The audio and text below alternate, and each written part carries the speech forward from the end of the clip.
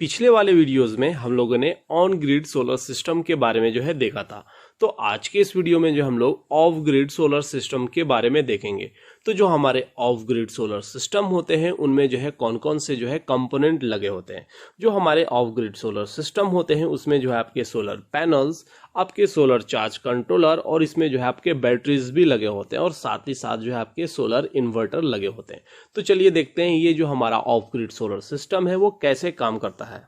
जैसा कि हम जानते हैं, जब सूर्य की किरणें जब हमारे सोलर पैनल्स पे पड़ती है तो हमारा क्या होता है, डीसी पावर जनरेट होता है। यह डीसी पावर हमारे कहाँ पर जाता है, सोलर चार्ज कंट्रोलर पे जाता है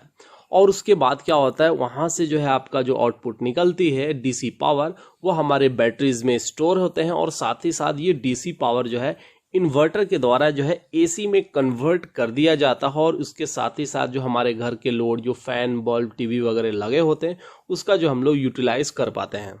अब अगर हम बात करें कि ये जो हमारे सोलर चार्ज कंट्रोलर लगे हैं इसका काम क्या होता है, तो बेसिकली जो हमारे सोलर चार्ज कंट्रोलर होते हैं वह हमारे बैटरी को ओवर चार्जिंग और डैमेज होने से बचाती है। कहने का मतलब जो हमारी सोलर बैटरीज डीसी पावर को रिसीव कर रही है उस डीसी पावर को रेगुलेट करने का काम हमारा सोलर चार्ज कंट्रोलर करता है। पिछले वाले वीडियोस में हम लोगों ने देखा था जो हमारे ऑन ग्रिड सोलर सिस्टम होते थे वहां पर क्या होता था, जो हमारी एक्स्ट्रा पावर जनरेट होती थी उसे हम लोग क्या करते थे, हम अपने ग्रिड को फीड कर देते थे, उसे भेज देते थे, जिसके वजह से हमारा काफी हद तक इलेक्ट्रिसिटी का सेविंग हो जाता था। बट अगर हम बात करें ऑफ ग्रिड सोलर सिस्टम में, यहाँ पर जो हमारी एक्स्ट्रा पावर जनरेट होती है वो हमारी क्या हो जाती है, वेस्ट हो जाती है। तो इसे हम लोग अच्छे समझने के लिए एग्जाम्पल के थ्रू हम लोग समझते हैं। अगर सपोज हमारे घर में 1000 वाट का ऑफ ग्रिड सोलर सिस्टम लगे हैं और सपोज हमारे घर का जो लोड है वो 500 वाट है।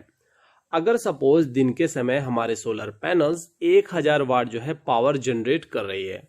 तो जब हमारी solar panel 1000 watt power generate कर रही होगी तो उस टाइम इस 1000 वाट पावर में से 500 वाट तो हमारे घर की लोड की ओर जाएगा, जब हमारे घर के 500 वाट फुल्ली ऑपरेट हो रहे होंगे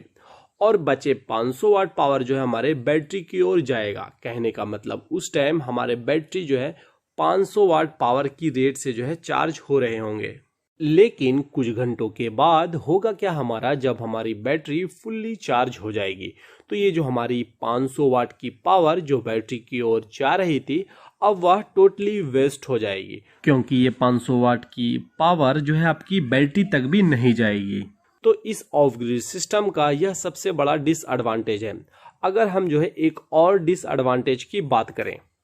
अब सपोज अगर सोलर पैनल पावर जनरेट नहीं कर रही है, जैसा आपका रात के समय होता है, तो उस टाइम होता क्या है, हमारा ये जो हमारा इन्वर्टर है वह हमारे लोड को बैटरी के ऊपर डाल देगा। कहने का मतलब जब सोलर पैनल काम करना बंद करेगा तो जो हमारे घर का लोड होगा वह बैटरी के थ्रू कनेक्ट हो जाएगा और जब हमारा घर का लोड बैटरी के साथ कनेक्ट होगा तो जो हमारा ग्रिड से सप्लाई आ रही है ये ऑटोमेटिक क्या हो जाएगी, कट हो जाएगी और हमारे घर का लोड कुछ घंटों के लिए बैटरी से चलेगी। तब तक चलेगी जब तक हमारा बैटरी डिस्चार्ज ना हो जाए और जैसे ही हमारी बैटरी डिस्चार्ज होगी तो हमारा कनेक्शन वह ग्रिड से हो जाएगी और जैसे ही हमारा सप्लाई ग्रिड से आने लगेगी तो उससे हमारा घर का लोड भी चलेगा और हमारी बैटरी भी चार्ज होने लगेगी।